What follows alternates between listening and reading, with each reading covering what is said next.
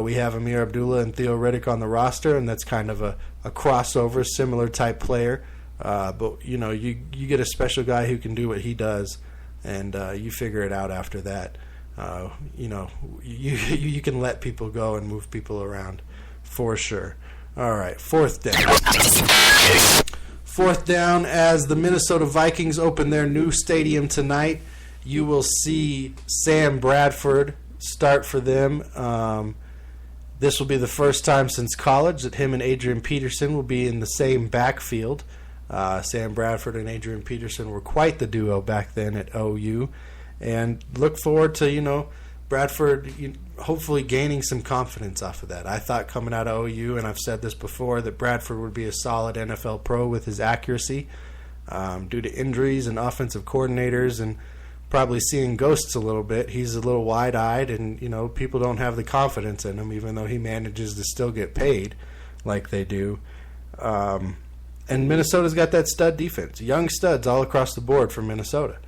So expect this to be a good game tonight. Expect Aaron Rodgers to be hyped and ready to go, dialed in and focused, making big plays all over the field.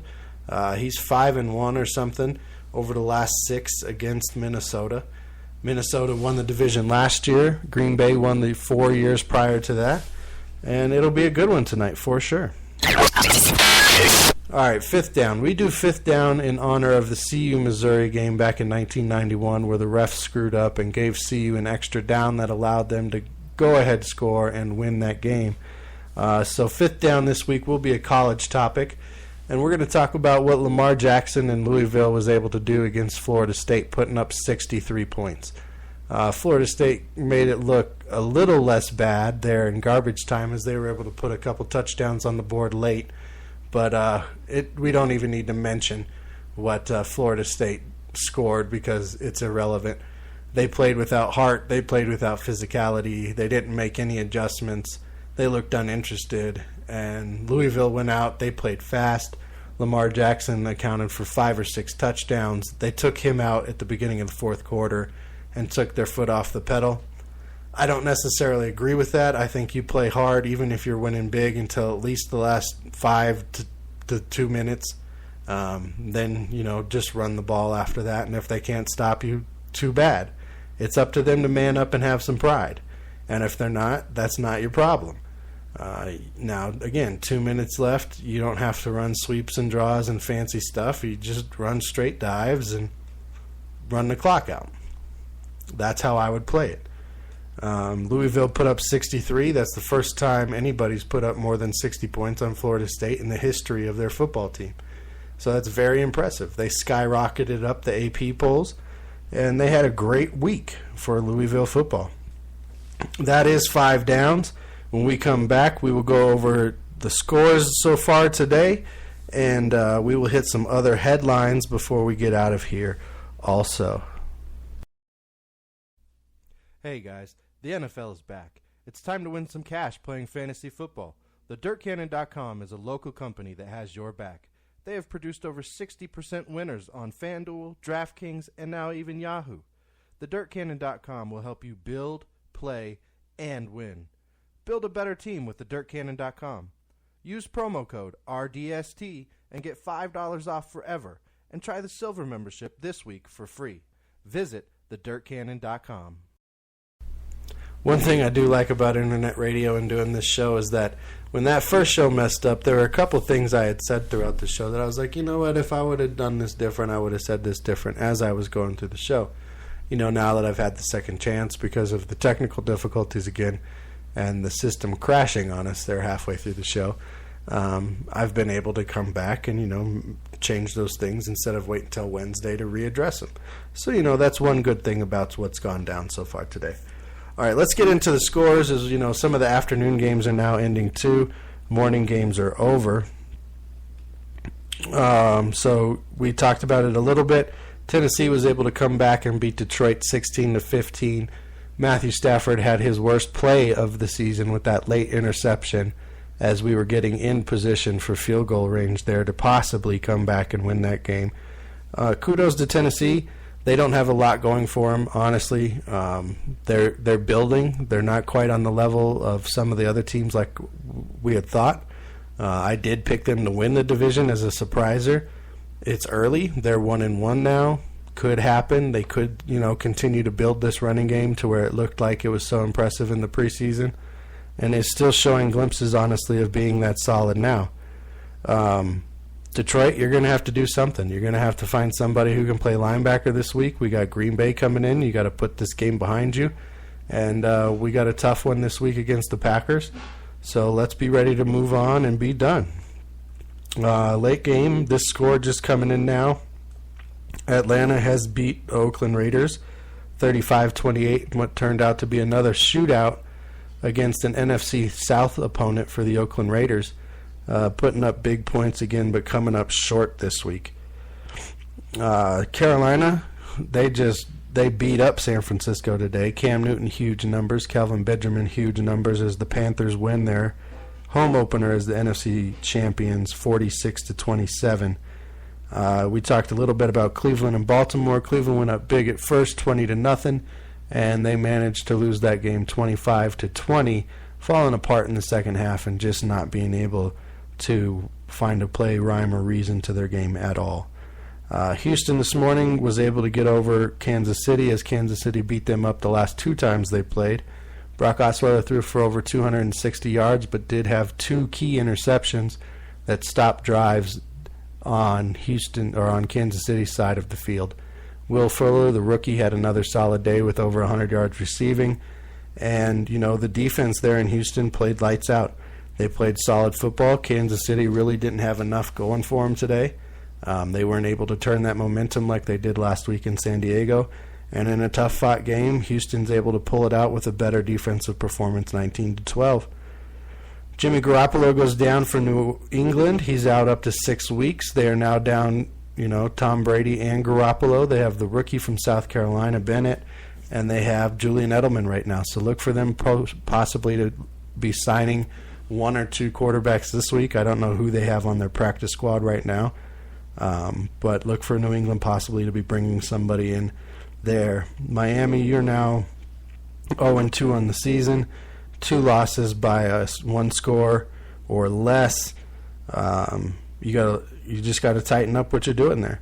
You got to tighten it up the way the Giants have managed to tighten up. All the close losses they had last year in the final 2 minutes of games.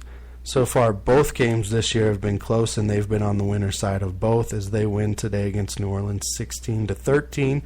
Sterling Shepard, who I had as a fantasy sleeper and actually told some people about, had a big game for the Giants today.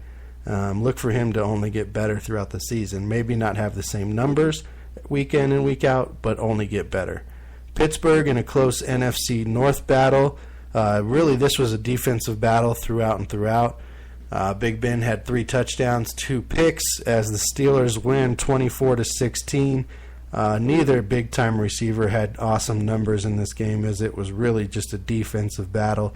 It was wet, it was rainy, and Pittsburgh pulled it out to lead the NFC North. Dallas was able to get over on Washington today as they win, and Dak Prescott leads them to a victory 27-23 over Washington. Kirk Cousins just didn't have enough. That late pick there in the fourth quarter in the end zone, trying to get it to Pierre Garçon, and Alfred Morris was able to come back down on the other end and score against his own team to pretty much put that one away. Tampa Bay and Arizona, we thought this one would be a battle. They had a big letdown when Doug Martin went out with a hamstring injury. Arizona jumped all over him after that, 40-7. Big win for the Cardinals as they come back from a tough one last week. And Tampa Bay will have to see what they do as one of their top runners went down. And when this happened 2 seasons ago, they weren't able to really bounce back from it. They weren't that good. Last year he was back healthy. They did much better. They were hoping to build on that this year, and it really hasn't turned out that way. L.A., they were able to beat Seattle. We talked about this. They've kind of had Seattle's number here recently. They know how to play against Seattle. They match up well against Seattle, and they get the win today 9-3. Hopefully, there were less than 9 fights from the L.A. fans. I'm sick of seeing the videos of the assholes at the games who want to fight and take on everybody from another team. That's one of the big reasons I don't go to games anymore, is because I don't want to be around those people. I'd rather watch a game in the comfort of my home than have to listen or be around them. So, good win for the Rams, bouncing back from their embarrassing loss last week on Monday night. Broncos pull out another one behind 2 defensive touchdowns from their amazing defense, 34-20. DeMarcus Ware does go down with that elbow injury. We'll have to see what his status is moving forward throughout the season. Will he be able to play with a brace? How long will he be out? Shane Ray stepped up, basically scored the ceiling touchdown on a DeMarcus Ware strip sack there at the end of the game. And San Diego blows out Jacksonville this afternoon 38-14 as Jacksonville just continues their ways. Young talent, we talked about it on the show before. Would they be able to put it together right now? Last week it looked promising against Green Bay. You come back against the team San Diego, who had a big letdown last week, was looking to show up about that, and you don't show up yourself and you get blown out 38-14. We have a great game tonight against Green Bay and Minnesota. Minnesota opening up that new stadium. Can't wait.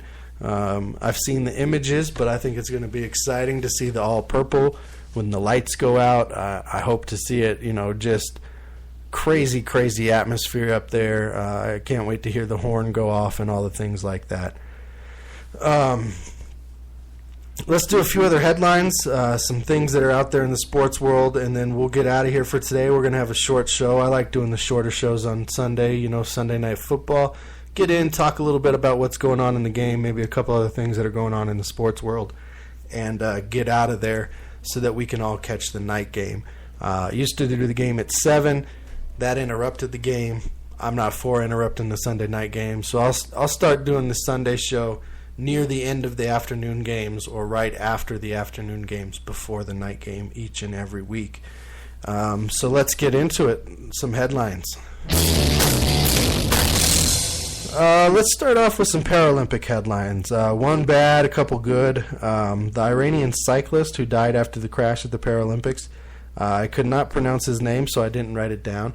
But this is a story, just like reporting on the regular Olympics or sharing the stories that are out there.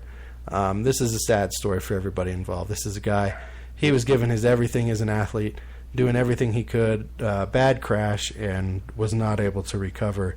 And we lost another life there. Unfortunate at the Paralympics. Good story coming out of the Paralympics. Both the men and women's U.S. Wheelchair basketball team are going to be taking home the gold medals, as they were able to win down there in Rio this week. So congratulations to those athletes as well. No congratulations are in order for Lawrence Taylor, who had his head busted wide open to the white meat by his wife this week, and she will be spending a little bit of time in jail for that. I did not look into the sentence, as that wasn't important to me. It just made me laugh that Lawrence Taylor is once again in the news for something stupid. Once great player, constantly battled by just stupid stuff. This final story that we'll talk about, is going to work out for the Denver Broncos, as the league has announced that Aqib Talib will not face any punishment for his festivities, we'll call them, this summer, where he was shot in the leg by somebody or by himself. Whatever it was, he ended up with a bullet in his leg based on the way the investigation is going down there in Dallas. And from the independent investigation, I'm sure that the NFL launched, they have decided they're not going to move forward with any kind of punishment for Aqib Talib. And Aqib Talib came out today, scored one of those defensive touchdowns for the Broncos as he picked off Andrew Luck and returned it about 46 yards for the touchdown. So all things look good. Don't look for Aqib Talib to be traded during the season. It looks like they're going to go ahead and ride this out. I still believe this is his last year in Denver. I think he has 2 or 3 seasons of good to decent football left, and look forward to him to possibly, end up in Dallas next year. With that being said, that's the Sunday show, everybody. We're going to keep it about a half hour every week so that we can get to dinner and the Sunday night game and all the good things like that. I'm going to thank TheDirtCanyon.com for being the official fantasy partner of Real Deal Sports Talk with KP. Join us on